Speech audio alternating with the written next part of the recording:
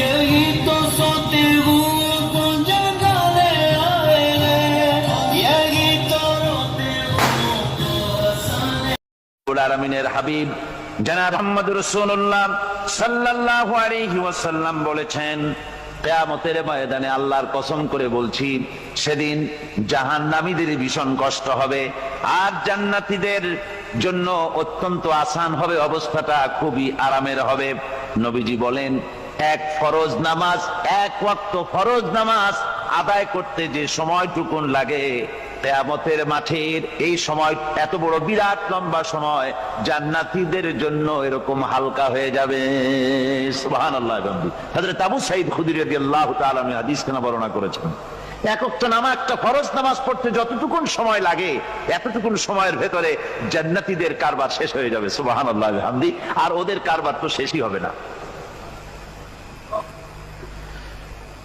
وَيَوْمَ تَشَقَّقُ السَّمَاءُ بِالْغَمَامِ وَنُزِّلَ الْمَلَائِكَةُ تَنزِيلًا। ওরা ফেরেশতা দেখতে চায়। সেদিন আসমান সমূহ বিদীর্ণ হয়ে মেঘ পুঞ্জ বেরিয়ে আসবে, আত্মপ্রকাশ করবে। তার ভেতর থেকে ফেরেশতারা ক্রমাগত নাজিল হতে থাকবে। আর অবস্থাটাই হবে, আল মুলকু ইয়াউমাইযিনিল হাক্কু লিররহমান ওয়া কানা ইয়াওমান আলাল কাফিরিনা আসীরা। আর সেদিনে বাদশাহী হবে কেবলমাত্র রহমানের। ওয়া কানা ইয়াওমান আলাল কাফিরিনা আসীরা।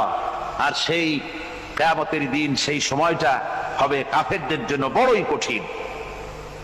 এখানে কিয়ামতের কিছু কথা বলা হচ্ছে, কিছু আভাস দেওয়া হচ্ছে যে আসমান সমূহ বিদীর্ণ হয়ে মেঘ পিণ্ড বেরিয়ে আসবে এবং তার থেকে ক্রমাগত ফেরেশতারা নাজিল হতে থাকবে। আল্লাহর হাবিব বলেছেন, কেউ যদি কিয়ামতের দৃশ্য দেখতে চায় সেজন্য সূরা ইজা শামসু কুবিরাত ওয়া ইজা সামাউ ফাতারাত, ইজা সামাউ শাক্কাত, এই সূরাগুলি যেন পড়ে, তাহলে কিয়ামতের দৃশ্য তার চোখের সামনে প্রতিভাত হবে। কিয়ামতের দৃশ্যটা আসলে কেমন হবে সেই সূরাগুলি তেলাওয়াত করলে সে বুঝতে পারবে। যেমন আল্লাহ পাক বলছেন, إذا السماء فطرت وإذا الكواكب انتثرت وإذا البحار فجرت وإذا القبور بعثرت। যখন আকাশসমূহ চূর্ণ বিচূর্ণ হয়ে যাবে আর তারকাসমূহ বিক্ষিপ্ত হয়ে পড়বে, সমুদ্র মহাসমুদ্রগুলি দীর্ণ বিদীর্ণ হয়ে যাবে, কবরগুলি সব উদ্গীরণ করে দেবে, তার মধ্যে যা আছে সে সবগুলি। আবার আল্লাহ পাক বলেন, ইযাশ শামসু কুবিরাত ওয়া ইযান নুজুমু কাদারাত ওয়া ইযাল জিবালু সুয়্যিরাত। সূর্য যখন ঢেকে যাবে, তারকাগুলি যখন বিপর্যস্ত হয়ে যাবে আর পাহাড়গুলি যখন চালিয়ে দেওয়া হবে, এই দৃশ্য তোমরা দেখতে পাবে। فإذا النجوم طمست وإذا السماء فرجت وإذا الجبال نسفت। সেদিন অবস্থা এমন হবে, সমস্ত তারকাগুলি স্তিমিত হয়ে যাবে আর আকাশসমূহ দীর্ণ বিদীর্ণ হয়ে যাবে। আর দেখতে পাবে পাহাড়গুলি, সমস্ত পাহাড়গুলিকে উড়িয়ে দেওয়া হবে। আবার অবস্থা আরো কি হবে, فإذا برق البصر وخسف القمر وجمع الشمس والقمر। যখন চক্ষু বিস্ফারিত হয়ে যাবে মানুষের, চাঁদ আর সূর্য নিষ্প্রভ হয়ে যাবে, সব একাকার হয়ে যাবে, চন্দ্র এবং সূর্য তার অস্তিত্বকে হারিয়ে ফেলবে। শুধু তাই নয়, ওয়াহুমিলাতিল আরদু ওয়াল জিবালু ফাদুক্কাতা দাক্কাতাও ওয়াহিদা। জমিন ও পাহাড়গুলির মধ্যে সংঘর্ষ লাগিয়ে দেওয়া হবে, আর তা এক ধাক্কায় জমিন এবং সমস্ত পাহাড়গুলি চূর্ণ বিচূর্ণ হয়ে যাবে। সুবহানাল্লাহ ওয়া বিহামদিহি। আল্লাহ রাব্বুল আলামিন বলছেন এইভাবে করে কিয়ামতের দৃশ্য, বিভীষিকাময় দৃশ্য তোমরা দেখতে পাবে। আর সেদিনের রাজত্বটা কার হবে? আল মুলকু ইয়াউমাইযিনিল হাক্কু লিররহমান। সেদিনের রাজত্ব হবে কেবলমাত্র রহমানের। অর্থাৎ যেসব কৃত্রিম বাদশাহী দেখে তোমাদের চোখে ধাঁধা লেগে গিয়েছে, তোমাদেরকে দুনিয়ার বাদশাহী দেখে তোমরা ধোঁকায় পড়ে গিয়েছো, এসব বাদশাহী কিছুই টিকবে না সেদিন। সেদিন শুধু বাদশাহী থাকবে একমাত্র আল্লাহ পাকের। কার থাকবে বাদশাহী? জোরে বলেন কার? আল্লাহ রাব্বুল আলামিন যখন কিছুই থাকবে না ঘোষণা করবেন লিমানিল মুলকুল ইয়াউম লিল্লাহিল ওয়াহিদুল কাহ্হার। আজকে কার রাজত্ব? চারিদিক থেকে আওয়াজ আসতে থাকবে পরাক্রমশালী আল্লাহ রাব্বুল আলামিন রাজত্ব। আর কারণ নয়, হাদিস শরীফে এসেছে, বুখারী মুসলিম শরীফের হাদিসে এসেছে, আল্লাহর নবী বলেন আল্লাহ রাব্বুল আলামিন তখন তার এক হাতে আকাশ মণ্ডলীকে ধারণ করবেন, আর এক হাতে জমিনকে ধারণ করবেন। আকাশ মণ্ডলী এক হাতে, জমিন এক হাতে। এভাবে আল্লাহ রাব্বুল আলামিন বলবেন আইনাল জাব্বারুন আইনাল মুতাকাব্বিরুন। কোথায় সেই স্বৈরাচারীরা? কোথায় সেই দুর্বিনীত অহংকারী স্বৈরাচার যারা আমার জমিনের উপরে, আমার মানুষের উপরে রাজত্ব চালিয়েছে? তারা আজকে কোথায়? কোথায় সেই অহংকারীরা? আল্লাহ পাক সেদিন যে বলবেন, সেদিন তো বলবেন, কিন্তু দুনিয়ার মাঝেও স্বৈরাচার যারা, অহংকারী যারা, তাদের শাস্তি পৃথিবীর বুকেও দেন। আর সেদিন তো দিবেনি। কত স্বৈরাচার আমরা দেখলাম, কত অহংকারী দেখলাম, যাদের তর্জনী হেননে লক্ষ কোটি কোটি মানুষ উঠতো আর বসতো। তাদের জিল্লাতির সঙ্গে আল্লাহ রাব্বুল আলামিন কতজনকে বিদায় করে দিলেন। ফুলের মালা নিয়ে কুলাতে পারে নাই, পা থেকে শুরু করে গলা পর্যন্ত ফুলের মালা দিয়া ডুবাই দিল ভক্তরা।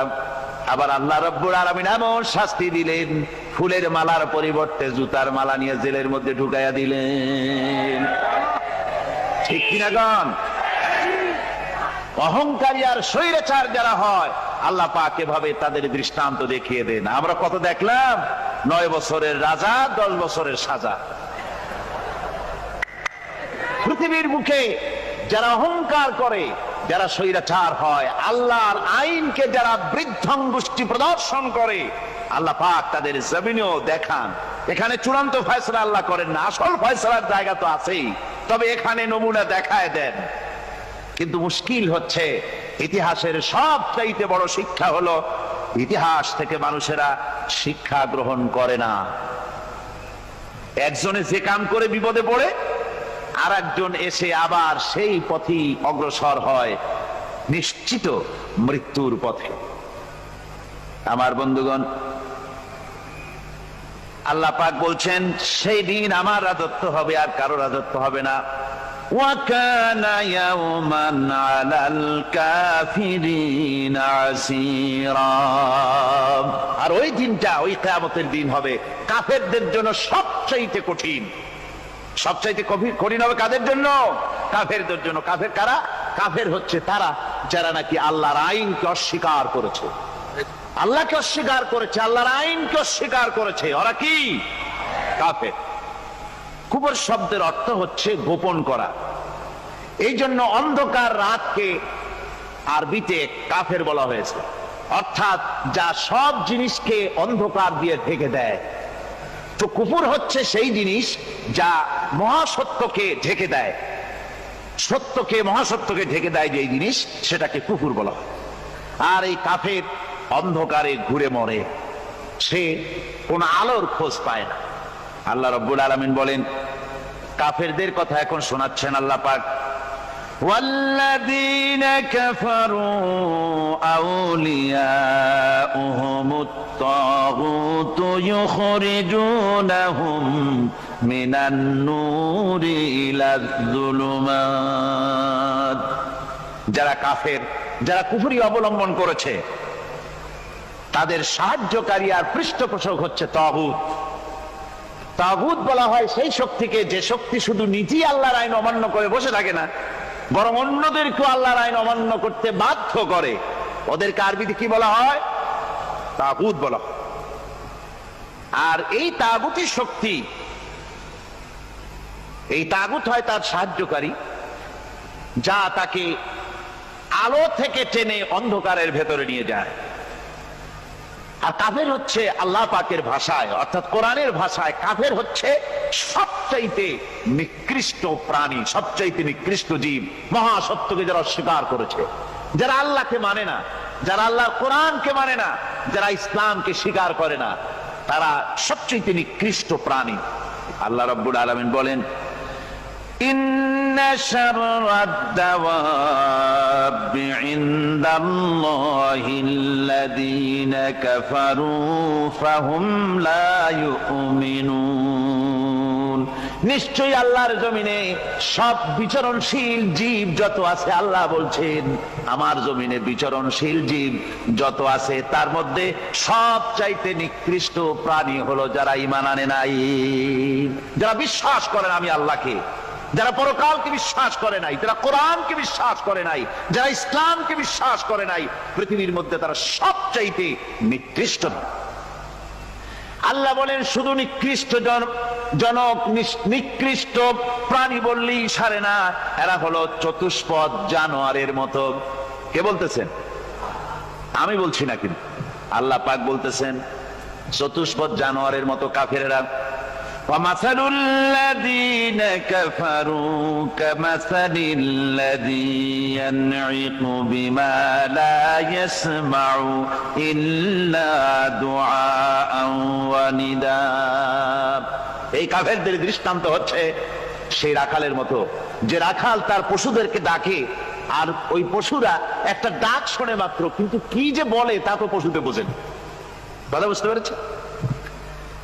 সুম্মুন বুকুমুন উমিয়ুন ফাহুম লা ইয়াকিলুন। এরা বোবা, এরা বধির, এরা অন্ধ, এ কারণেই কোনো কথা বোঝে না। এরা চতুষ্পদ জানোয়ারের চাইতেও নিকৃষ্ট। যাদেরকে আমি আল্লাহ বলেন, যাদেরকে আমি চোখ দিলাম, চোখ থাকতে হক দেখলো না, সব দেখলো। হক দেখে নাই চোখ দিয়া, এই চোখ দিয়া সব দেখলো। নারীর সৌন্দর্য উপভোগ করলো, আর নারীর অঙ্গ প্রত্যঙ্গ নিয়ে নানা ধরনের গল্প লিখলো, কবিতা লিখলো, কিন্তু এই সৌন্দর্য যিনি দিলেন তারেও চিনল না। আছে না কত কবি আমাদের দেশে? আমার দেশের সেই কবি জাতীয় পুরস্কার পায় যে কবি নারীর বিশেষ বিশেষ অঙ্গ নিয়ে বেশি করে নির্লজ্জ কবিতা লিখতে পারে, ওই হলো সবচেয়ে বড় কবি। আমার বন্ধুগণ,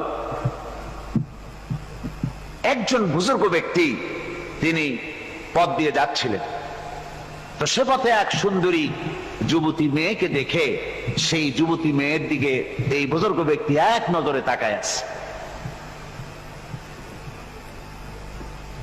তখন এই ঘটনাটাকে কবি এভাবে লিখতেছেন সাজায়, একদা সুখদায়ক প্রমোদা বদন দর্শন করিব ঝরিল নয়ন, হেসে কহে সে রূপসী সবিস্ময় মন, কহ দেখি মহাশয় কহ কি কারণ, বিষয় বিরাগী তুমি ভুবনে প্রচার, কি হেতু জন্মিল তব মানস বিকার, সামান্য ললনা রূপ করি দর্শন, উচিত না হয় তব অশ্রু বরিশন। বুজুর্গ ব্যক্তি ওই মহিলার দিকে তাকিয়ে তাকিয়ে কাঁদতেছেন। সুন্দরী মহিলা বলেন, আল্লাহর বুজুর্গ বান্দা, আপনি এলাকার ভিতরে বুজুর্গ এবং পীর হিসাবে, বুজুর্গ ব্যক্তি হিসাবে আপনি বিখ্যাত। আজকে আমাকে এখানে দেখে আপনি আমার দিকে তাকায় আমার রূপ উপভোগ করতেছেন আর কাঁদতেছেন। আপনার মতো সংসার বিরাগী মানুষ আমার মতো একটা সুন্দরী মেয়েকে দেখে এভাবে কাঁদা ঠিক না। বুজুর্গ ব্যক্তি বলছেন, হেসে কহিলাম বালে করহ শ্রবণ, নেত্র ঝরে তবু হেতু ভেব না এমন, যে শিল্পী রচিল ওই সুধাংশু বদন, তাহার তরে ঝরে নেত্র নয়নে জীবন। ও আল্লাহর বান্দি, আমি তোমাকে দেখি কান্দি না, আমার চোখে পানি বেরিয়ে গেছে। তোমারে দেখে আমি মনে মনে ভাবলাম, এত সুন্দর করে যিনি মানুষ বানিয়েছেন, না জানি ওই আল্লাহ রব্বুল আলামিন কত বড় সুন্দর। আমার ভাইরা, সুতরাং চোখ থাকতে ওরা আল্লাহ রাব্বুল আলামিনের কুদরত ওরা দেখে নাই, কান থাকতে কোরআনের আওয়াজ ওদের কানের মধ্যে ঢোকে নাই।